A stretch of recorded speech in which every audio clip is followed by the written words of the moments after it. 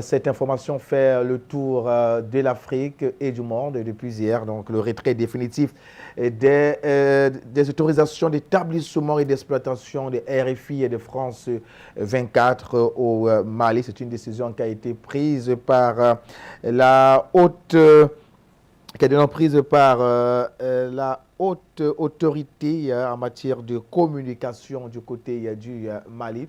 Alors, d'entrée, dame, que vous inspire une telle décision des autorités gouvernementales du Mali?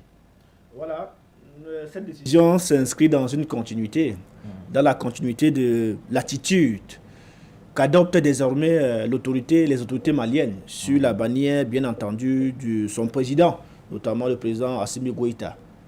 J'estime fort que cette décision vient s'ajouter à la suite de ce que j'appelais ce sursaut d'orgueil qui vient en réalité réconforter l'idée selon laquelle le rapport de force jusqu'ici est quand même équilibré, pour ne pas dire que le gouvernement malien est en train de prendre un peu de proportion dans la diplomatie en prenant des actes aussi forts que ce que nous venons de vivre.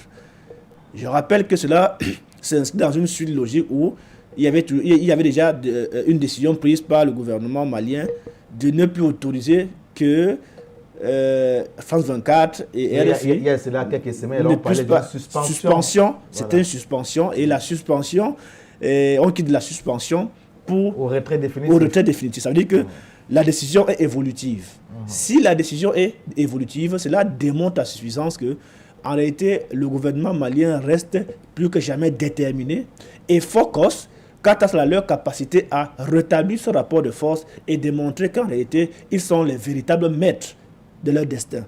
Parce que si un État n'est pas si fort et sûr de lui-même, il ne peut pas prendre sur lui de prendre des actes aussi forts que ça. RFI et France 24 ne sont pas aussi des chaînes aussi simples que ça, aussi faciles que ça. Si le gouvernement malien arrive à ce niveau, cela est à saluer l'acte de bravoure et la diplomatie malienne qui, j'ai toujours l'habitude de dire, est davantage offensive. Et cette diplomatie offensive porte davantage ses fruits avec des actes aussi forts que ça. Donc, l'on pourrait inscrire la décision d'exclusion définitive ou encore le fait que RFI et France 24 ne peuvent plus émettre dans le territoire malien comme une continuité d'actes que le gouvernement malien, sur la houlette du président Assimi Goïta, s'inscrit dans une perspective de rapport de force, d'établissement du rapport de force, afin que le gouvernement malien puisse s'affirmer véritablement comme les seuls maîtres de leur destin. Voilà, on va peut-être, pour informer nos téléspectateurs qui nous écoutent en ce moment, l'origine de cette suspension ou retrait définitif des autorisations d'établissement de RFI et France 24 du côté du Mali. Le gouvernement malien évoquait notamment un reportage des 15 et 14 mars dans lequel Radio France Internationale avait donné la parole à des victimes présumées d'exertions qui auraient été commises par l'armée malienne et le groupe privé russe Wagner. Donc voilà l'origine, c'est de là que part ce retrait définitif des autorisations et d'établissement et d'exploitation de RFI et France 24 du côté du Mali. Près de 2 mois après cette première suspension, la haute autorité malienne de la communication a annoncé mercredi à travers un communiqué le retrait des autorisations d'établissement à ces médias. Alors, peut-on s'attendre à des répercussions fortes? Avant d'arriver aux répercussions fortes, c'est que vous développez rentre dans la motivation de la décision. La motivation de la décision.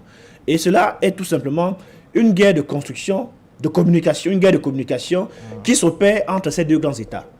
Je rappelle que, pas plus tard que ce matin, il y a aussi une information, une image que l'autorité malienne vient de dénoncer venant de l'armée française, où il y a une image filmée par satellite qui démontre que l'armée privée russe qui est en train d'enterrer des corps, des présumés corps. Or, le gouvernement malien vient de faire une sortie dans sa chaîne nationale pour pouvoir dénoncer et désignant directement le gouvernement, l'armée française pour cet acte qu'il qualifie peu reluisant. Donc ce que l'on peut dire, c'est que on fait face la diplomatie, en fait, le combat s'est migré bascule de la dimension verbale, la dimension frontale, à une dimension communicationnelle, où en réalité, on construit des réalités, on construit certains événements, et à travers cela, on peut se permettre de se donner les coups. Et c'est ce que nous vivons actuellement. C'est une guerre de communication entre ces deux pays, entre ces deux États. Et je constate que l'armée malienne ne cesse de monter au créneau lorsqu'il constate qu'il y a un acte, lorsque le gouvernement malien constate qu'il y a un acte qui ne qualifie pas, en fait, qui ne peuvent pas percevoir comme reluisant pour l'image de leur pays, ils montent au créneau et dénoncent avec la dernière énergie. Donc, oui, en ce qui concerne maintenant les retombées ou encore les effets de cette décision, bien entendu, est-ce qu'on pourrait lire, est-ce que le fait de ce que France 24 et RFI ne puissent plus émettre dans le territoire malien ne pourra plus permettre à ce pays d'informer sa population? Je ne pense pas.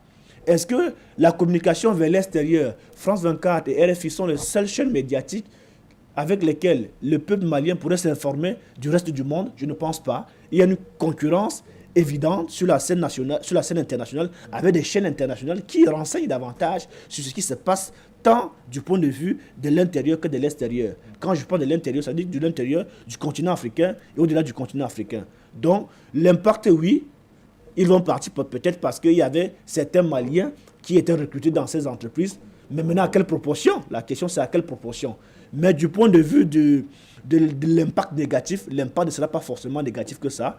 Pourquoi? Parce que RFI et France 24 ne sont pas les seules chaînes internationales qui donnent des informations à l'échelle mondiale. Il y a à côté de ces chaînes médiatiques-là, d'autres chaînes médiatiques qui travaillent dans cette perspective et renseignent même davantage et proposent même des informations davantage objectives que subjectives. Donc, on ne pourrait pas dire que la décision ou encore le départ de RFI et de France 24 aura un impact négatif tant dans la sphère ou encore le paysage communicationnel de la République malienne.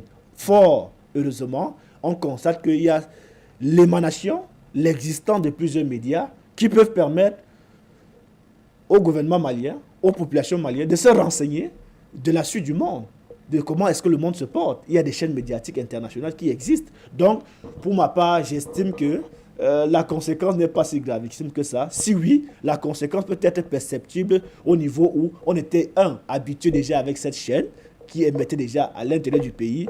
2, ça recrutait peut-être quelques Maliens, mais à quelle proportion? Il est clair que cela rentre également dans le cadre des relations diplomatiques entre les États, pour le cas d'espèce entre la France et le Mali. Doit-on s'attendre à une sortie gouvernementale du côté de Paris? Bon, par rapport à ce retrait définitif? Bon, dans la communication, il y a 2 règles d'or en communication. Soit s'exprimer, soit rester silencieux. Et le silence est une communication, est une forme de communication qui peut-être, si le gouvernement français décide de rester calme, ça veut peut-être dire qu'ils ont consommé la décision, ils ont acté la décision prise par les autorités maliennes, tout comme ils peuvent monter au créneau pour pouvoir dénoncer peut-être les raisons qui pour eux ne sont pas objectives pour pouvoir prendre ce genre de décision aussi extrême que ça. Mais quoi que l'on dise, qu'elle fasse la sortie ou pas, le gouvernement malien a pris cette décision, cette haute autorité de communication a pris cette décision, et cette décision prend déjà effet. Donc, bien entendu, cela aura un impact sur la diplomatie entre la France et le Mali, qui jusqu'ici, du point de vue de la diplomatie, est précaire. On constate, si l'on réveille quelques actes précédents, on constate qu'en réalité, entre la diplomatie française et malienne, vraiment, il y a un combat, il y a cet affront, il y a ce choc, il y a cette interprétation entre les deux diplomaties qui en réalité se donnent des coups, et des coups sérieux. Et je pense que cet acte vient davantage envenimer la situation et, pour ma part, vient rétablir le rapport de force véritable. Parce qu'il faudrait démontrer qu'en réalité, un État ne peut pas prendre ce genre de décision s'il n'est pas sûr de lui-même.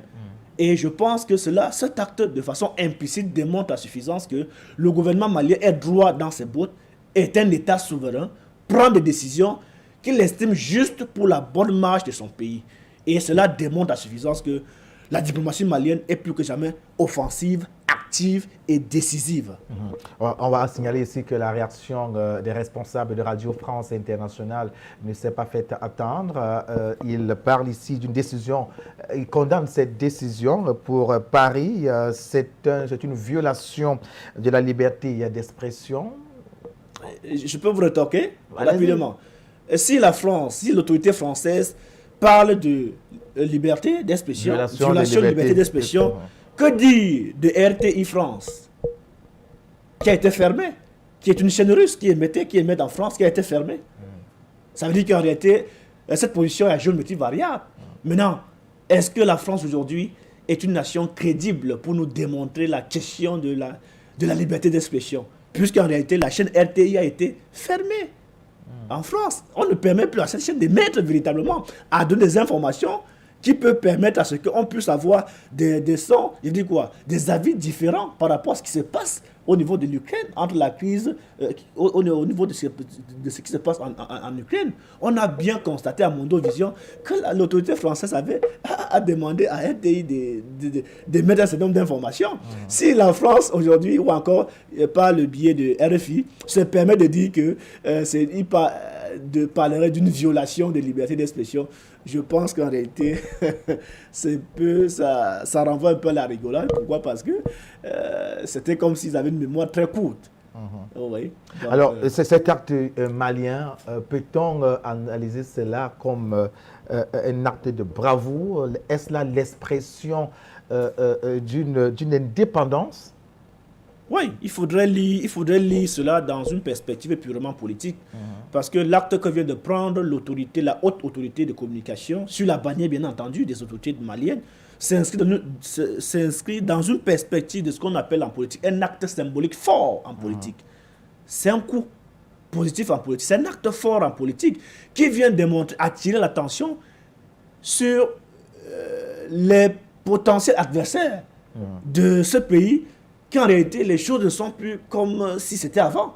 Parce qu'en réalité, si le Mali prend cette décision forte, cela démontre en réalité que le Mali n'attend presque plus rien à la France. Et même s'il attendait quelque chose à la France, il faudrait que cela soit davantage s'inscrit dans un cadre un peu plus responsable, que les deux nations se respectent. On a constaté cet égard de langage avec le ministre des Affaires étrangères français, M. Le Drian, qui en réalité traitait le gouvernement malien de tout et de n'importe quoi. Et on a constaté la réaction rapide du gouvernement malien sur la bannière de son ministre des Relations extérieures.